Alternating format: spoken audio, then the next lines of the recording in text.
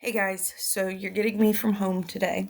So hopefully the puppies don't bother us too much, but we'll see how it goes. But Newt just wanted to tell you guys hello before we got started.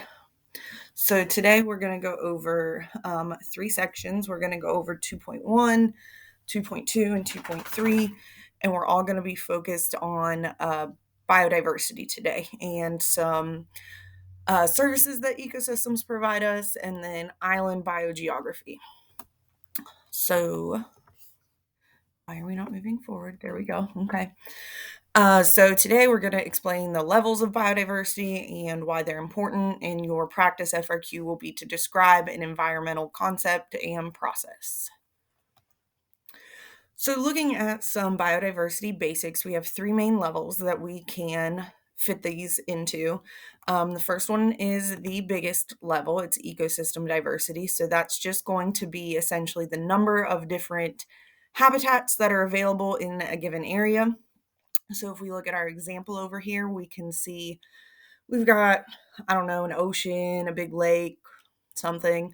We've got some beach habitat, we've got some river, you can see some grassland right there leading up to the forest.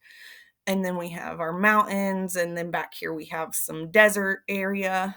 So this is going to allow for a wide variety of species to survive because different habitats have different conditions. So you can have different plants and different animals living in each of those conditions.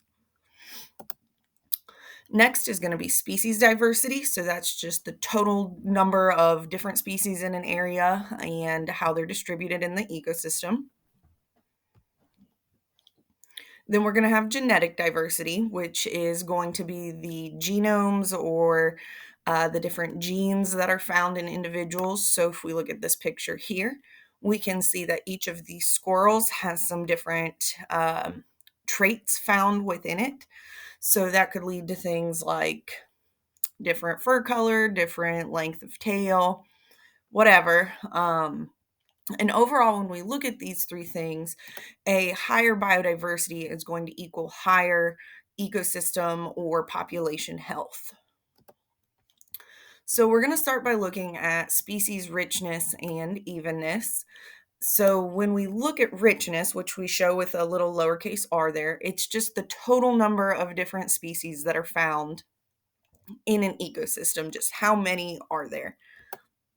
And typically, if we have more species, it's going to be a good sign of a healthy ecosystem because there's going to be, higher quality resources like good water, good soil, good plant life, all that kind of stuff. Then we have evenness, and it's important to understand the difference between these two. So, evenness, we're going to be looking at how all of those individual organisms are balanced between the different species, because this is a really good way of assessing the true biodiversity of an area. So it's going to tell us if there are one or two dominant species in the area or if all the species in an area are represented well. So this is a really great diagram for this. You can see that both community 1 and community 2 have the same species richness. They have 4 different species of tree. However, when you look at how those are distributed, community 1 has a very even distribution. Each of those tree species has 25% of the total species.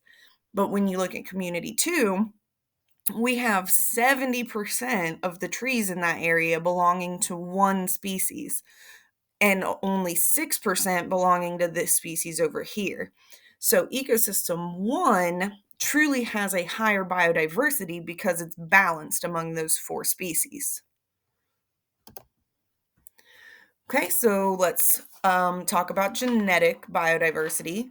So this, like I said, is just how different the genomes or the traits are of the individuals within a population. And I want you to understand this isn't all or nothing. You don't have it or not have it. It's just that some populations are going to have a higher degree of that biodiversity because of random mutations, recombination and crossing over in sex cells. which leads to new combinations and then new traits in the offspring. So, the more genetic diversity there is, the better the population can respond to some environmental distress like a drought, a fire, a disease, a famine, whatever.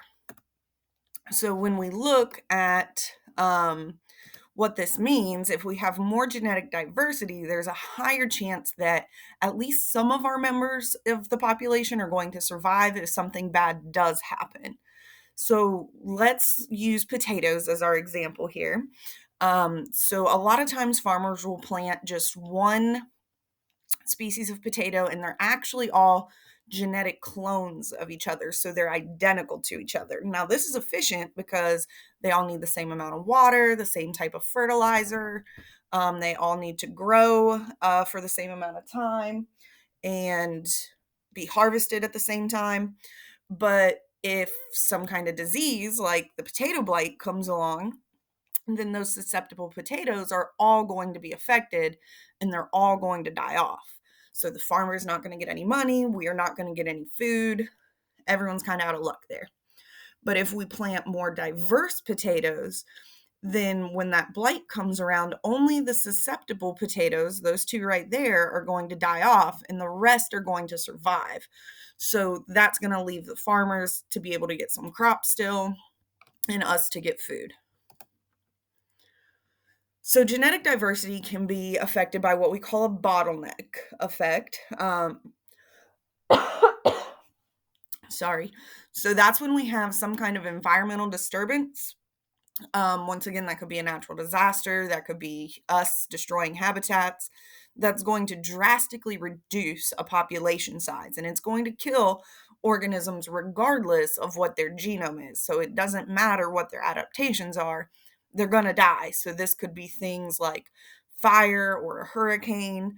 So this is not like a natural selection kind of thing. This is caused by disturbances. Sorry, I keep looking down. I got a little helper right here with her blanket. Just thought you guys would want to see that. So what happens with this bottleneck effect is that the surviving population is much smaller. And because we had a lot of individuals die randomly, we're not left with a true representation of the original genetic biodiversity.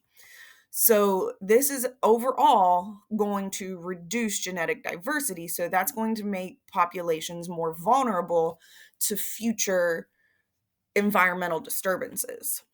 So our example here, you can see is if we had this population of mice to begin with, and we had a good representation of the different coat colors, then some event happened, and our only 3 survivors were these 2 little black mice and this little brown mouse. So as they reproduce, you're going to end up with no remaining white mice, and they're all going to be darker in color.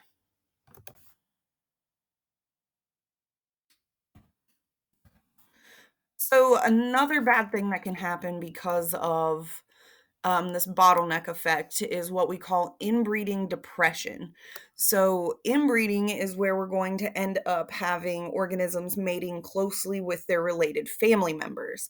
And that can be bad because it can cause what we call a deleterious effect.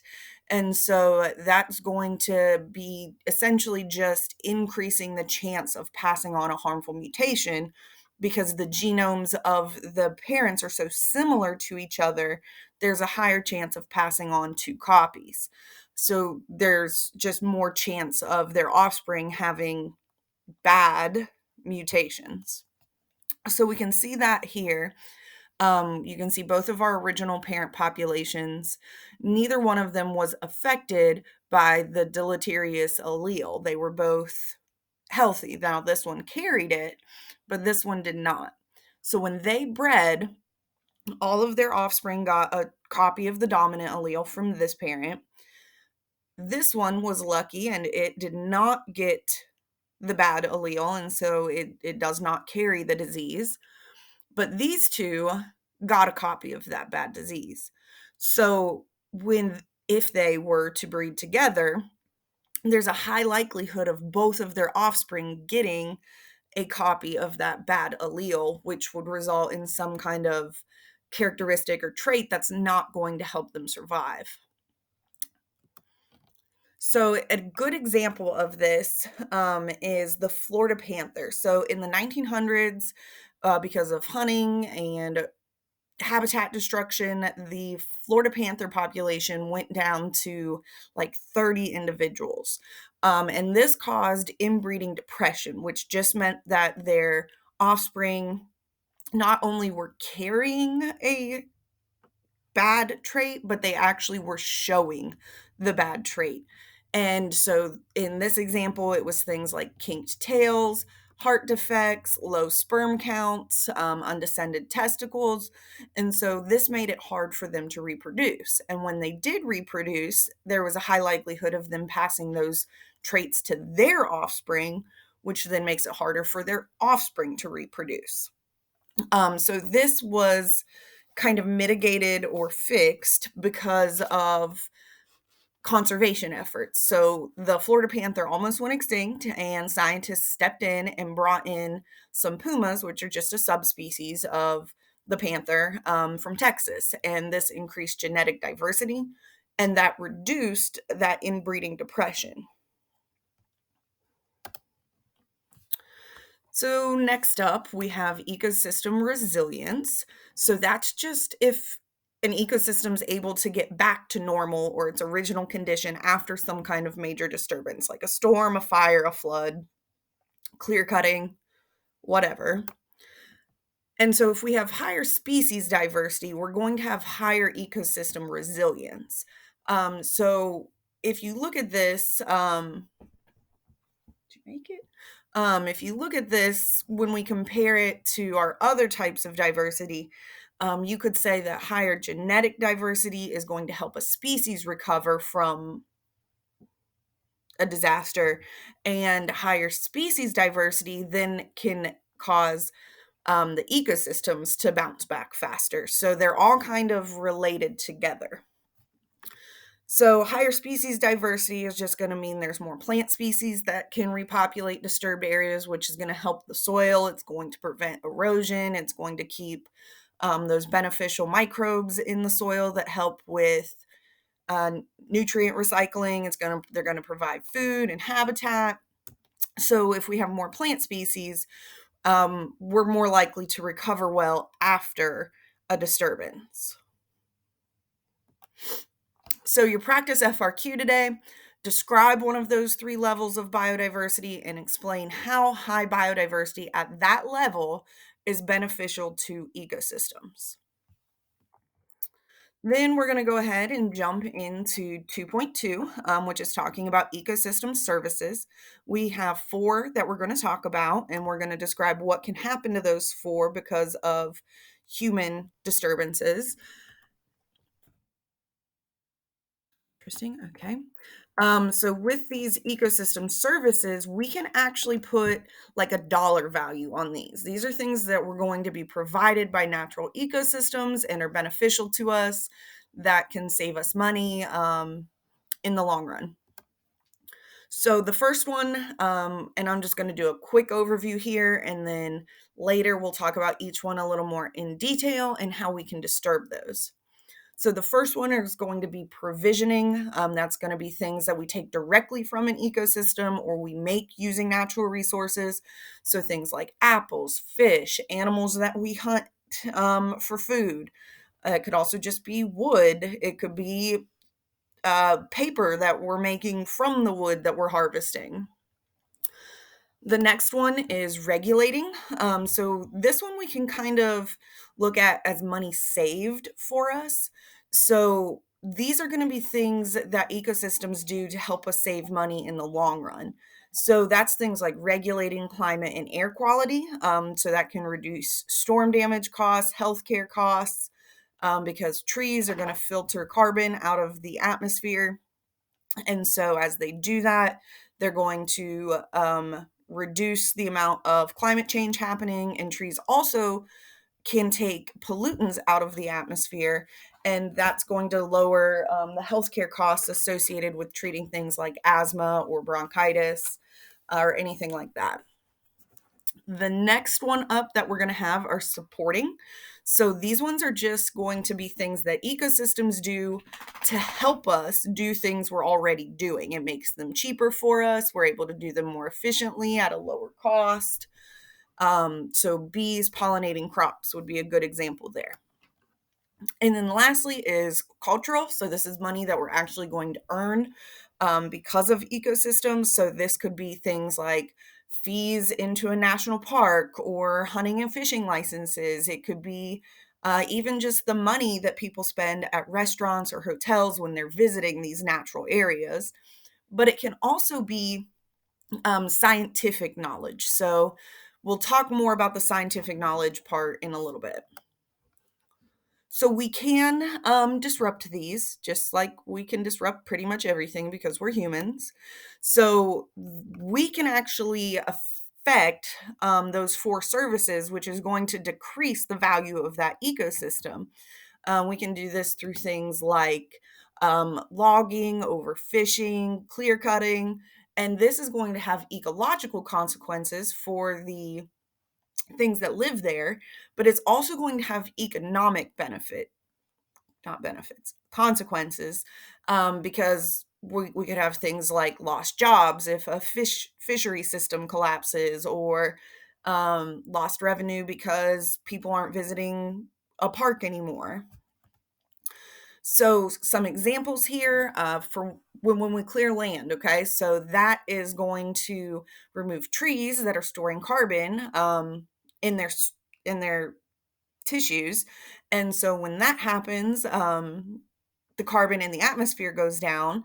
And so because there isn't as much carbon in the atmosphere, we're reducing climate change. But if we get rid of those trees, then that leads to more carbon in the atmosphere, which leads to more climate change, which means we could have more storm damage or crop failure from things like drought. Okay.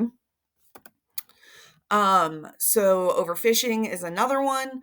So that's going to lead to fish population collapse. It might have good short-term benefits. We're making more money, but eventually we'll lose jobs. We'll have lower fish sales because that population collapsed.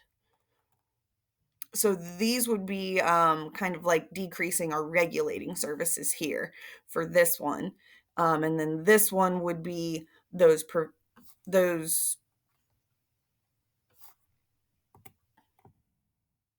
cultural. Sorry, I could not get the word. So let's look at provisioning services a little bit. So these ones, like I said, that's things that were provided to us directly from the ecosystem that we're going to use in some way. Some ways that we can, some things that we can get from these would be things, like I said, like fish, hunting animals, lumber, wood for furniture, foods, berries, seeds, wild grains, honey, all that kind of stuff. And so those goods and products are that we make are also considered part of the provisioning services, like paper, medicine from plant compounds, rubber. And this can be disturbed by overharvesting.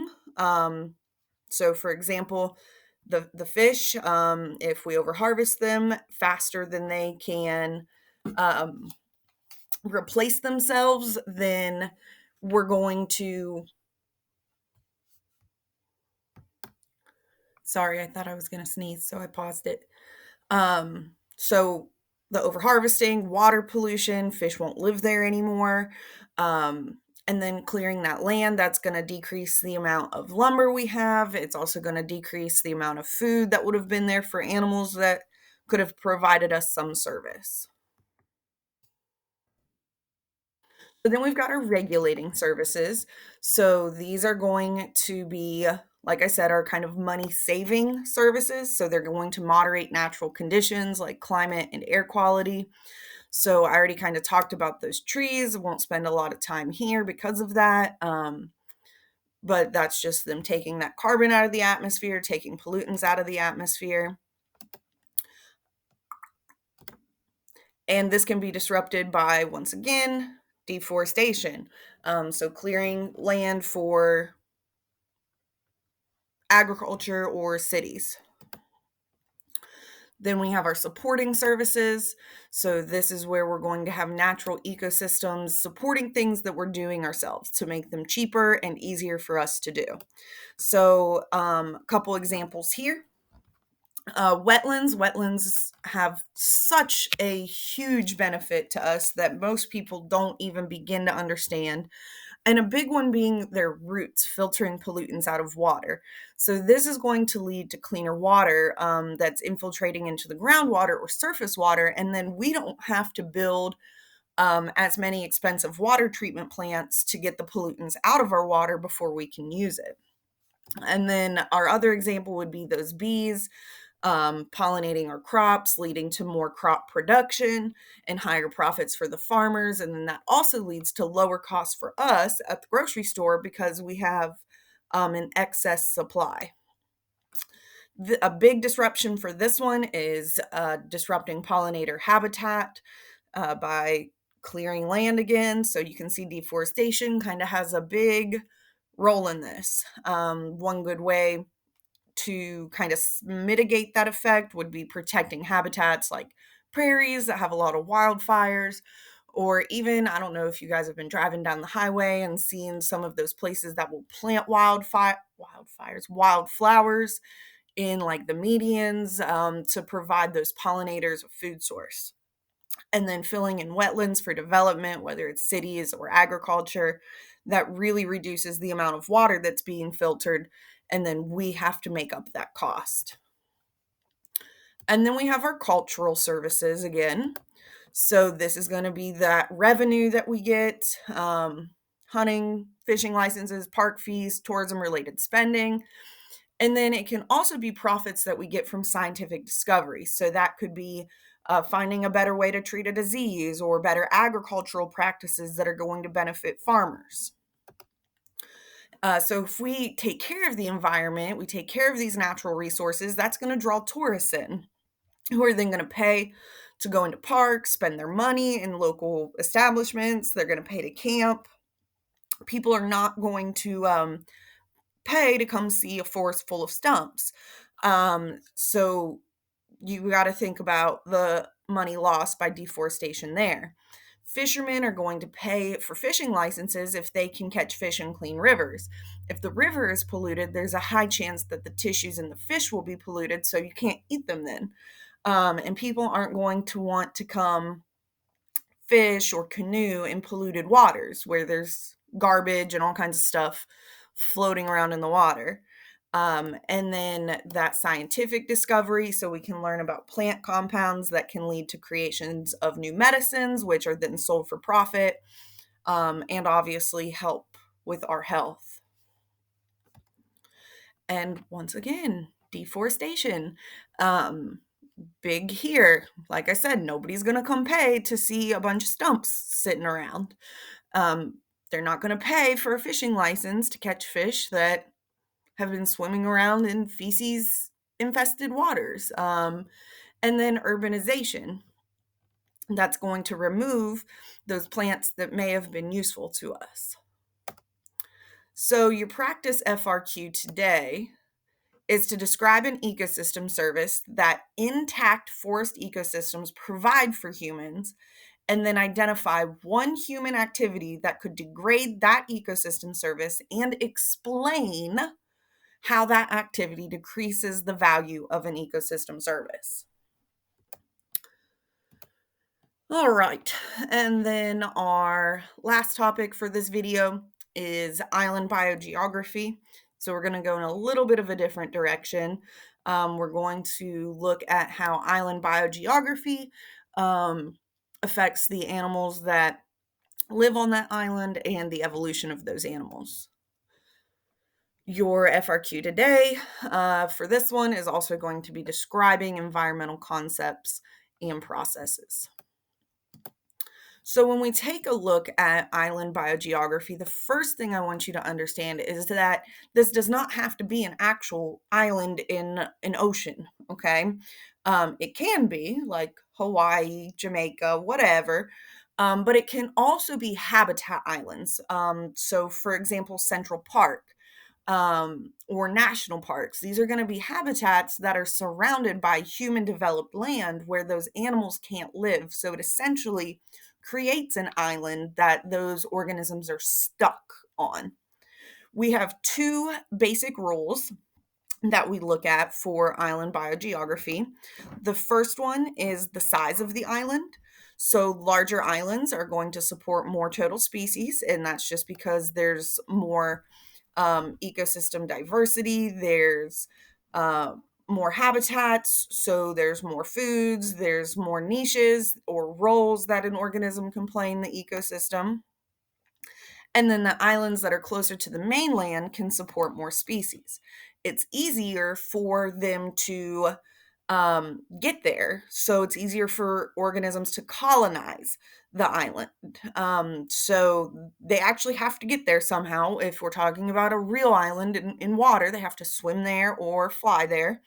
So the less distance they have to travel, the more likely they are to go to that island, and the more organisms organisms that we get on the island, the more genetic diversity we'll have in the new population on the island. Okay, so this is a really good little graphic right here. You can see if we look up here, we've got a large island and a small island that are both the same distance to the mainland, but you can see that the large island is going to have more species living there. And that is what this graph is showing you. As island area increases on our x-axis, the number of species on our y-axis is also increasing. And then down here, we've got two islands that are the exact same size, but one is really close and one is really far away. So as the distance from the mainland increases, the number of species decreases. So you can see we've got a positive correlation right here and an inverse relationship right here. So let's take a little bit of a deeper look at both of these. So larger islands are going to have higher ecosystem diversity. So essentially they're going to have these little micro habitats that are going to have different food sources. And those different food sources can support more species. We're going to talk about these niches or roles in a little bit. We're looking at birds on the Galapagos Islands, so I'm not going to focus there much right now. And then the bigger the island in general, the more individuals can live there. So that's, if we have more individuals, we're going to have more genetic diversity, which is going to make those populations more resistant to environmental disturbance. And if they're more resistant to environmental disturbance, they're less likely to go regionally extinct. So less species are less likely to die off. And like I said on that last slide, when we look at island size and species richness, we have a positive correlation. So as one goes up, the other one also goes up. Being able to describe data in this course is going to be really important. So having that vocabulary like positive correlation is going to be a really key skill to have. I mean, you can say as one goes up, the other goes up, but for an AP level course, that's just not ideal. So having those vocab terms kind of in your back pocket to pull out when you need to is really beneficial. So the closer to the mainland we are, the higher species richness we're going to have. So with this, it's just easier for things to get there. It's easier for them to swim there or fly there. And we're going to see more continual migration of individuals to the island. It's not going to just be one large group goes there and then no more come there. They will continue to come to the island. So that's going to bring in more genetic diversity and larger populations. So you can see with this diagram here, Island A, which is going to be closest to the mainland, has 1, 2, 3 different species on it. So it would have a species richness of 3. And it's going to have frequent migration with the mainland because it's so close. Now, organisms may travel between island A and island B, but not many are going to travel from the mainland to island B. So you can see this organism right here may not have been able to make this trip, might have been too far for it. So we lose some of that biodiversity as we move further away. And like I said, this is called an inverse relationship. So the further away we get, oops, the further away we get, the less species we're going to have. Okay. So as distance increases, species diversity decreases. So that is inverse. So now let's look at how these islands can affect evolution. They have limited space, they have limited resources. Organisms don't have access to large, continuous patches of habitat like they do on the mainland. So, this is going to create some unique conditions and more pressure for those species to adapt to these narrower niches. So, they're going to start becoming more of a specialist as opposed to a generalist. So, looking at the Galapagos here, you can see islands tend to have, like I said, these little micro habitats, which are going to provide different food sources and different living conditions. So, what we end up seeing is something called adaptive radiation. So that's where we have one single species, in this example, the Galapagos finch, evolving rapidly into several new species that are able to use different resources and reduce competition. Now, understand that this is not a conscious decision by the finches. They don't all get together and decide who's going to eat what, who's going to live where. This happens because of evolution, because evolution is going to favor less competition. So, what we start to see happening is we see these birds who had one common ancestor developing different beaks very quickly to fit a variety of different food sources on the island so they don't all have to compete for one single food source. So, when we look at this diagram here, that's where you can see that common ancestor down here from the mainland. Whoa, sorry guys. Um, so you can see that single colonizer right there, but it's going to evolve into all these different species that can live in these different areas. So since they're eating different foods, that island is able to support more individuals than if they were all eating the same kind of food. So you can see some are adapted to eat cactus flowers, some are adapted to eat seeds, insects, the buds of plants. These ones that are eating our cactus flowers, they may be found down here in the arid zone where we've got more cacti. And then these seed eaters may be found more in this transition zone where we have seeds dropping from plants. So that's it for today. The last thing I want you to do is describe the process of colonizing an island habitat. So, how does that happen? And then describe how the island's distance from the mainland influences the number of species that will colonize that island habitat.